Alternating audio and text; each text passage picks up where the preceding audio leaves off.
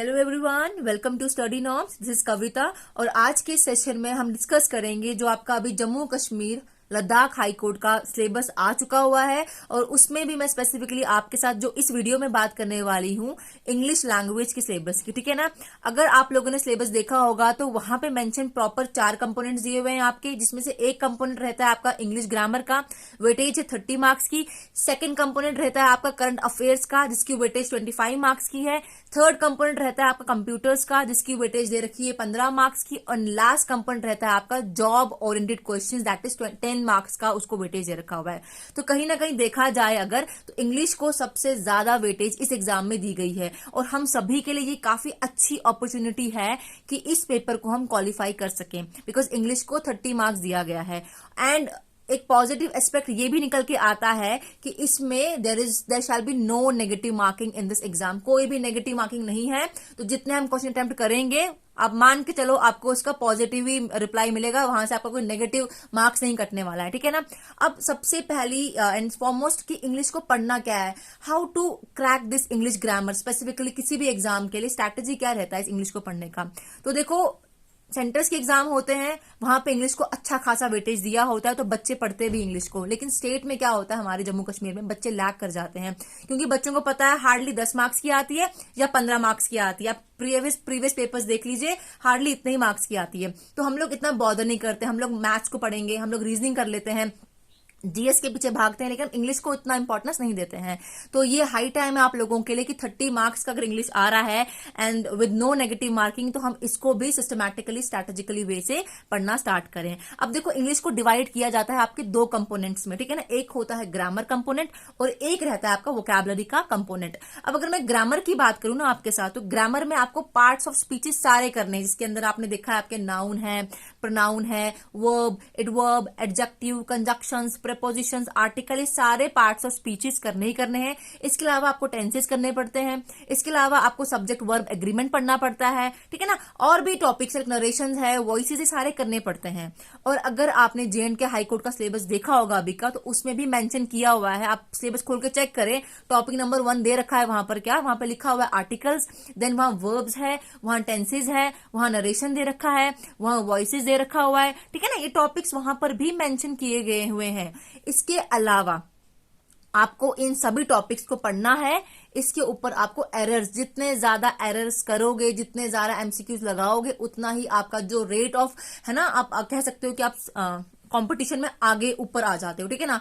इसके अलावा ये हो गया आपका ग्रामर पोर्शन। इसके अलावा नेक्स्ट कंपोनेंट रहता है आपका, वो रहता है आपका वोकैबुलरी का कंपोनेंट। अब वोकैबुलरी इंपॉर्टेंट क्यों है, क्योंकि आपने देखा एग्जाम में आपको एंटोनियम्स दिखते हैं, सिनोनियम्स दिखते हैं, और ये हर एक एग्जाम में दिखते हैं, चाहे वो 10 मार्क्स का एग्जाम क्यों ना हो या 20 या 50 मार्क्स का क्यों ना हो।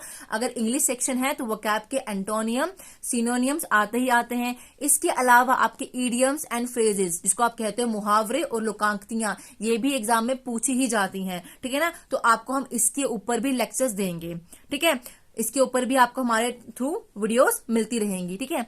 अब मेन चीज क्या है, देखो पढ़ता हर कोई है, ऐसा नहीं है कि हम पढ़ा रहे हैं या कोई और चैनल नहीं पढ़ा रहा है, हर कोई अपने से बेस्ट ही देने की ट्राई करता है, लेकिन स्टूडेंट्स को भी ध्यान देना होता है। सबसे पहली स्ट्रेटेजी होती है गो थ्रू द सिलेबस। सबसे पहले आप सिलेबस देखो, आप लोग सर्च करो, जेएंडके हाई कोर्ट का साइट खोलो ऑफिशियल, वहां से प्रॉपर जो सिलेबस है उसको निकालो, उसको अपने कॉपी पे लगा के रखो सामने फ्रंट पे, और सिलेबस के टॉपिक्स को उठा उठा के डेली टॉपिक्स को देखो और पढ़ना स्टार्ट करो। नॉट इंग्लिश की बात नहीं करूंगी, कोई भी आपका है, जीएस का कंपोनेंट है, कंप्यूटर है, हर के लिए आप सेम स्ट्रैटेजी फॉलो करो। अब इंग्लिश को पढ़ने का क्या राइट वे रहता है आपका, मॉर्निंग के आप 30 मिनट जो वोकैबुलरी को अपने, अगर दिन में आप 10 वर्ड्स भी कर लेते हो ना, तो आप समझो कि आप 10 कदम आगे चल रहे हो बाकियों से। ठीक है ना। तो डेली वोकैब को 20-30 मिनट्स दीजिए अपने सुबह के। उसके बाद 1 आवर ईच हर डे का आप दीजिए ग्रामर पोर्शन को। मान लीजिए आपने वर्ब्स टॉपिक निकाला है, वर्ब्स को आपने ऐसे पढ़ना है कि दोबारा आपको वर्ब्स को पढ़ने की जरूरत नहीं पड़नी चाहिए। ठीक है ना। टॉपिक को आपने एक दिन पढ़ा, उसके बाद उसी टॉपिक पे शाम को बैठ के, जो आपने 1 आवर दिया टॉपिक को पढ़ने में ना, शाम को आपने 30 मिनट देने उसके ऊपर एमसीक्यू सॉल्व करने के लिए। ठीक है ना। अब ये सारा जो प्रोसेस होता है ना, आप लोग हर जगह भटकते हो, ढूंढते हो कि कहां से पढ़ें, किसका राइट मेथड है, सर्च करते रहते हो। ठीक है ना। तो हमने भी क्या किया हुआ है, हमारी भी जो स्टडी नॉर्म्स की टीम की अपनी एक ऐप है, हमारी स्टडी नॉर्म्स की ऐप है, आप उस पर खुद को लॉग इन करें, रजिस्टर करवाएं खुद को। आपको कोर्स जो पड़ेगा इस टाइम पे पड़ेगा 500 रुपए का, ज्यादा कुछ नहीं है। 500 रुपए में तो ड्रेस भी नहीं आती है अच्छी यार। 500 रुपए का कोर्स पड़ेगा आपके लिए, आपको बस वो फीस पे करनी है और आपको रजिस्टर कर लेना है। अगर आपके मन में कोई भी डाउट रहता है रिगार्डिंग आवर लेक्चर्स, तो आप पहले हमारे यूट्यूब पे जाएं, ठीक है ना, हमारे चैनल पे जाएं, वहां पे आप वीडियोस को सर्च करें, कंटेंट को देखें, उसके बाद आप रजिस्टर करवाएं, ठीक है ना। तो यूट्यूब पे सर्च करने के बाद जब कंटेंट देखोगे, अगर आपको जेन्युइन लगता है, अच्छा लगता है कि समझ में आ रहा है, तो आप अपने आप को रजिस्टर करवाएं। इतना टाइम नहीं है आपके पास कि आप वेट करेंगे अब, क्योंकि 2-3 महीने में आपका एग्जाम होना ही होना है। अगर सिलेबस आ गया है तो आप मान के चले कि आपके पास there are only 2 months left for this exam, और 2 महीने में आप अकेले नहीं पढ़ रहे हैं, आपके पास और भी बहुत सारे बच्चे हैं आपके साथ जुड़े हुए जो सभी इस एग्जाम की तैयारी कर रहे होंगे। जो भी ग्रेजुएट होगा वो इस एग्जाम के लिए तैयारी कर ही रहा है आपकी तरह। तो आपको क्या करना है, अपने आप को रजिस्टर करना है ऐप के थ्रू, आपको वहां पे कोर्स मिल जाएगा। क्योंकि हमारा क्या रहता है, हमने प्रीवियस ईयर्स के पेपर्स को भी एनालाइज किया हुआ है, कैसे क्वेश्चन आते हैं, क्या पैटर्न फॉलो किया जाता है, उसके हिसाब से हमारे लेक्चर्स बने हुए हैं। And this is not my first time in this platform. मेरे को 5 साल से ज्यादा हो गए हैं। I am in this profession from last 5 years और more than 5 years।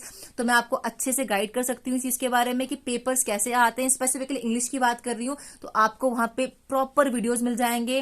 Not only English, आपको वहां पे जीएस के मिल जाएंगे, कंप्यूटर्स के मिल जाएंगे, और जो आपका एक 10 मार्क्स का कंपोनेंट रहता है ना हाई कोर्ट की टर्मिनोलॉजीज के ऊपर, वहां पर भी आपको उस कंटेंट की, उस कॉन्सेप्ट टॉपिक की सारी वीडियोस मिल जाएंगी। तो आप लोग रजिस्टर करने में टाइम ना लगाएं, रजिस्टर करें, हमारी वीडियोस को देखें, और उसके बाद आपकी एक प्रॉपर तरीके से स्टडी स्टार्ट हो जाएगी। आपने वीडियो देखा, आपने समझा, और आपने उसको बाद में खुद से भी रीरीड करना है, उस पर थिंक करना है, उसको पढ़ना है, ठीक है। होपफुली आपको ये सारा का सारा पैटर्न समझ में आ गया होगा। In case you have any doubt regarding, still अगर कोई डाउट है आपको, तो आपको नीचे नंबर्स गिवन दिए हुए हैं, आप उस पर कॉल कीजिए। आपको अगर फिर भी कोई डाउट है तो हमारा यूट्यूब चैनल है स्टडी नॉर्म्स के नाम से, आप वहां पे भी हमें आके पूछ सकते हैं। आपकी जितनी भी डाउट्स रहेंगी रिगार्डिंग किसी भी चीज को लेके, सिलेबस एग्जाम को लेके, तो आपकी वहां पे सारी की सारी डाउट्स को क्लियर कर दिया जाएगा। होपफुली आपको ये वीडियो सेशन अच्छा लगा होगा। Thanks and have a nice day.